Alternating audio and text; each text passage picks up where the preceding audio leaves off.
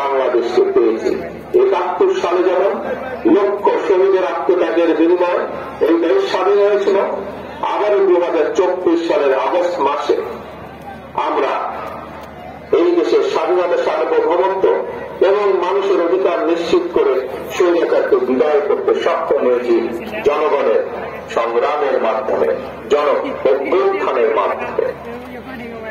তো ভাই বোনেরা, এই যে আত্মত্যাগ, এই যে বিসর্জন, এটিকে আমাদের ধরে রাখতে হবে, এটির মূল্য আমাদেরকে দিতে হবে।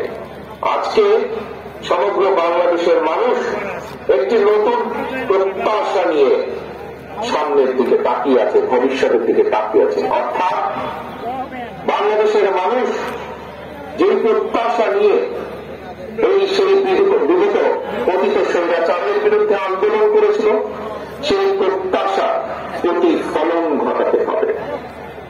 1971 সালে যেভাবে মুক্তিযোদ্ধারা নিজেদের জীবন বিসর্জন দিয়েছিলেন, এই সামনের বাংলাদেশ তৈরির জন্য, একটি মানবিক বাংলাদেশ তৈরির জন্য, যে বাংলাদেশে মানুষ মুক্তভাবে কথা বলতে পারবে, যে বাংলাদেশে মানুষ তারা তাদের নিজেদের রাজনৈতিক অধিকার প্রয়োগ করতে পারবে, যে বাংলাদেশে মানুষ অর্থনৈতিকভাবে মুক্তি অর্জন করতে পারবে, সেই বাংলাদেশকে আমাদের গড়ে তুলতে হবে।